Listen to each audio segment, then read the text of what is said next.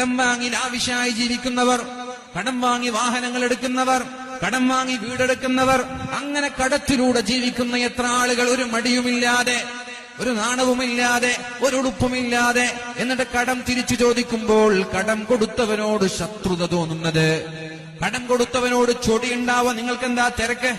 നിങ്ങൾക്കിപ്പോ എന്റെ 1000 കിട്ടിയിട്ട് വേണോ? എന്റെ 1 ലക്ഷം കിട്ടിയിട്ട് വേണോ? അങ്ങനെ 1 വർഷം കഴിഞ്ഞു, 2 വർഷം കഴിഞ്ഞു, 3 വർഷം കഴിഞ്ഞു. എന്നിട്ട് നിരന്തരമായി ചോദിക്കുമ്പോൾ കൊണ്ടുപോയി മുമ്പിലേക്ക് എറിഞ്ഞു കൊടുക്കുക 1 ലക്ഷം ദേഷ്യം കൊണ്ട്. പിന്നെ 2 പേരും മിണ്ടാതിരിക്കുക.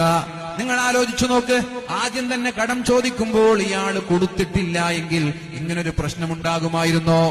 ആദ്യം തന്നെ കടം ചോദിച്ചു വരുമ്പോ കൊടുത്തിട്ടില്ല എങ്കിൽ ഇങ്ങനൊരു പിണക്കമുണ്ടാകുമോ? ഇങ്ങനൊരു ശത്രുതയുണ്ടാകുമോ?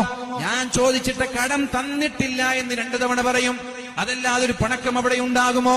സത്യത്തിൽ ഒരു നന്മ ചെയ്തതിന്റെ പേരിൽ, ഒരു സഹായം ചെയ്തതിന്റെ പേരിൽ എത്ര കുടുംബങ്ങളാണ് പിണങ്ങുന്നത്? എത്ര സുഹൃത്തുക്കളാണ് ശത്രുക്കളായി മാറുന്നത്? എത്ര നാട്ടുകാരാണ് പരസ്പരം കാണുമ്പോൾ ഒളിച്ചു നിൽക്കുന്നത്? അതുകൊണ്ട് പ്രിയപ്പെട്ടവരെ, കടം വാങ്ങി ലാവിഷായി ജീവിക്കുന്നവർ ശ്രദ്ധിച്ചോ. എത്ര നിസ്കാരങ്ങളും അള്ളാഹുവിന്റെ കോടതിയിൽ രക്ഷപ്പെടാൻ കാരണമാവൂല. 1 നയാ പൈസ കടം ബാക്കി വെച്ച് മരിച്ചു പോയാൽ അള്ളാഹു സ്വർഗത്തിന്റെ കവാടങ്ങൾ അടച്ചുവെക്കുമെന്ന് പരിശുദ്ധ റസൂലുള്ളാഹ്. കടം വലിയ പ്രയാസം തന്നെ.